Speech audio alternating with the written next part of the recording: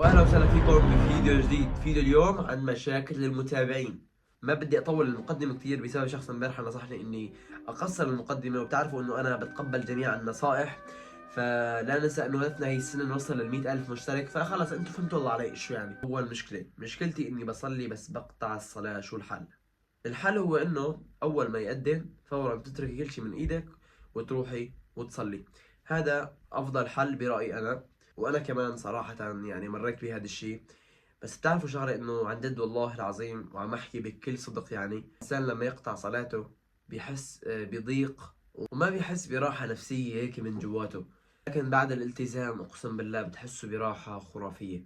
فالحل هو انه فورا من الأذان روحوا صلوا. الصلاة كلياتها 3 دقائق او دقيقتين او 4، واكثر شيء 5. والله عندي كثير مشاكل. اول مشكلة اني بقطع الصلاة، وثاني شيء انا مشكلتك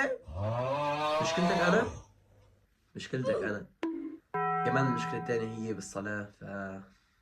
نفس ما حكينا أول شيء، جد يا أخوان التزموا بالصلاة. نصيحة أقسم بالله، يعني بتحسوا براحة بال. يا أخي الصلاة أول ما يحاسب عليه العبد بيوم القيامة هو الصلاة. شلون إنه أنا مشكلتك؟ ممكن تفسرينا إياها تحت بالتعليقات. مشكلتي إني مدمنة على التليفون، وهذا يلي يخليني ما أذاكر، زائد وأني أضحك كتير فيحسون إني تافهة، وكمان أسامح بسرعة.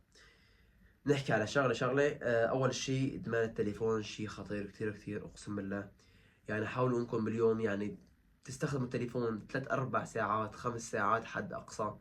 لاني يعني بيتعب المخ، وكمان بيضعف النظر. لاني ليش دائما يعني حاطين انتم التليفون هيك؟ بضعف النظر اول شيء، وكمان شلون بصير فيكم هيك خمول جد. ما بصير فيكم انتم خمول لما بتضلوا هيك على التليفون.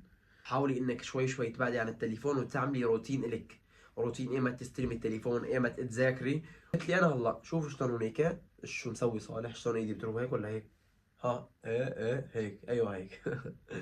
فمثل يعني ما لكم شايفين هنيك مسوي انا روتين اسبوعي الي. ايمت يعني راح اصور، ايمت راح اروح على الجيم، ايمت راح اروح على الشغل، ومن هذا الكلام ايمت راح اكل، وايمت راح اطلع مع الاصدقاء، ومن هذا الشيء. فاعملوا مثل هي وجد بتفيدكم كثير كثير. وانا بهي اللوحة حاط بس اني بدي انشر فيديوهين بالاسبوع، ولكن اذا بتلاحظوا يعني عم انشر الحمد لله كل يوم او كل يومين. ف حتى نكبر ونوصل بهي السنة ل100,000 مشترك. فشاركوا لي القناة لأصدقائكم وهيك، يعني خليه يشتركوا عنا بالقناة. تمام. وتاني شغلة إنه بتضحك كثير فبيحسوها إنها تافهة. والله أنت عم تضحكي على شيء مضحك، ولا حيلا شيء بيطلع قدامك بتضحك عليه؟ لا، إذا هيك لازم أنت تقوي من شخصيتك. كمان أسامح بسرعة. هي الشغلة حلوة وما حلوة. وهي شغلة بتدل على إنه أنت يعني ما شاء الله عليكي، إنه قلبك طيب ومسامحة وكمان ودودة. فالمسامحة يعني شيء حلو، ولكن انت يعني سامحي الشيء اللي بيستحق، او الانسان اللي بيستحق. فهمتي شلون؟ قلتي انه ما اقدر اعدل نومي. هي المشكلة اقسم بالله. يعني نحن كلياتنا فينا هي المشكلة. انا باخر فترة بسبب صناعة المحتوى والشغل والضغط اللي علي، يعني آه، ما عم انام غير باليوم 5 ساعات او 6 ساعات. فعم افيق تعبان شوي. ولكن هذا الاسبوع حاولت اني انام 7 ساعات 8 ساعات. وجد يعني لما صرت انه اصحى او افيق بتحس ب يعني قوة وطاقة، وانه انت اليوم خرجك انك تعمل شغلات كتير.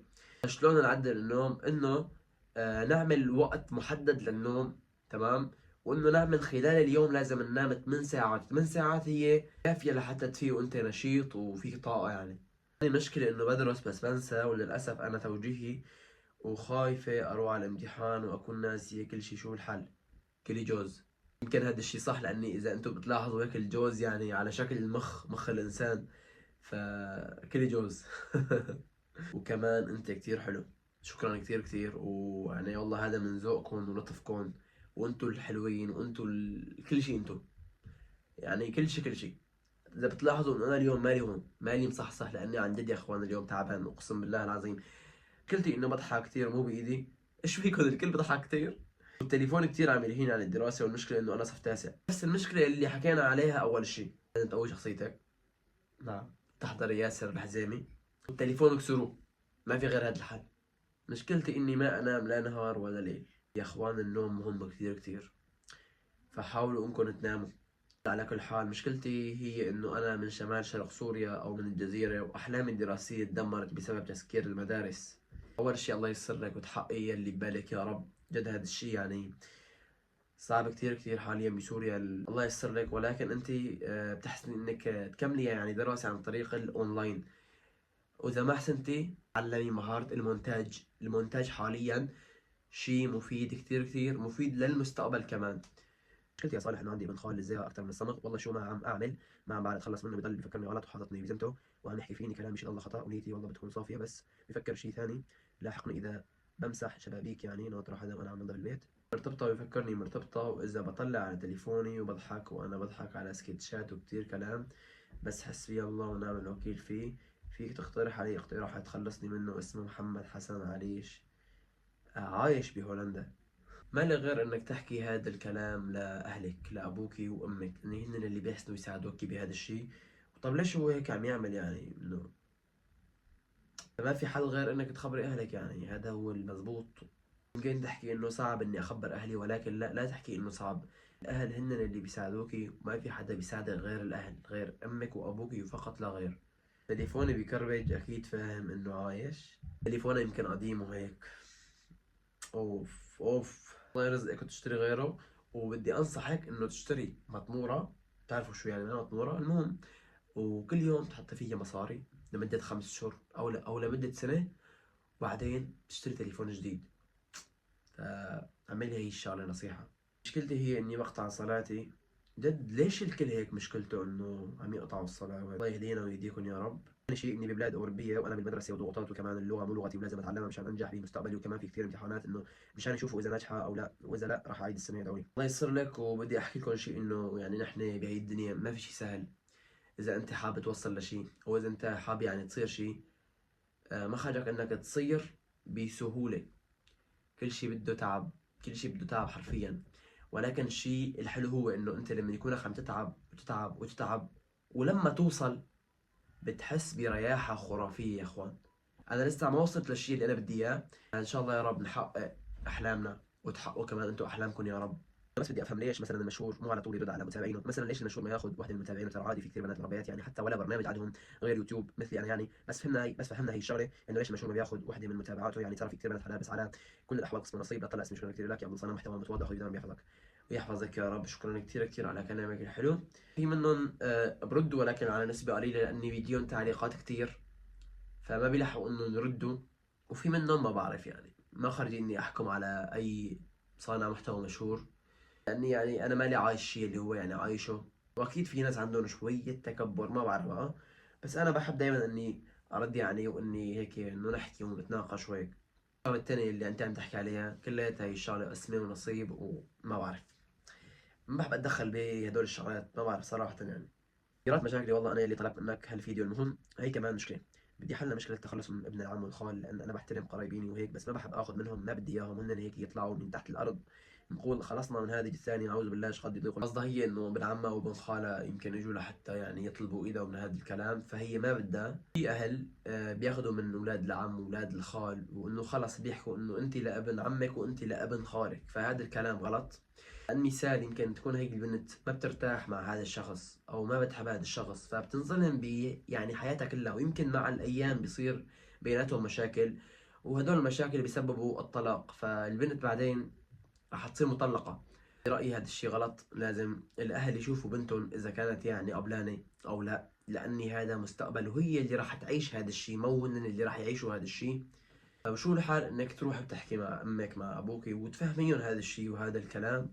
بس والله، وأنا هذا هو رأيي بهذا الشيء، إنه يعني لازم ما يجبروا البنت إنه تتزوج الشخص اللي ما بدها إياه هي. بالأخير هي بنتكم، فشوفوا أنتوا راحت بنتكم وسعادة بنتكم. مشكلتي إنه الناس ما يدعموني ويعلقون على فيديوهاتي، وأنت أريدك تعلق هم وتحط لايك. هي المشكلة كلياتنا عنا إياها. وأنا كمان مشكلتي مع اليوتيوب يعني.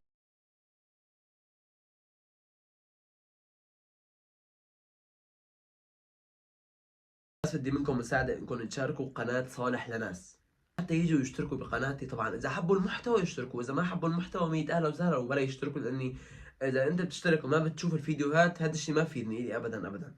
المشكلة الاخيرة، احب شخص لكن هو بيحب الثانية، شو الحل؟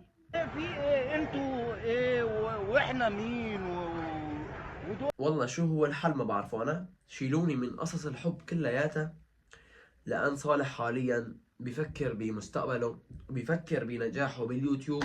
الحل مو عندي أنا. نختم الفيديو بتلاوة قرآنية وبعدين نخلص، واكتبوا لي شو بدكم يكون الفيديو الجاي. قلنا اهبطوا منها جميعا فإما يأتينكم مني هدى فمن تبع هدايا فلا خوف عليهم ولا هم يحزنون. والذين كفروا وكذبوا بآياتنا أولئك أصحاب النار هم فيها خالدون.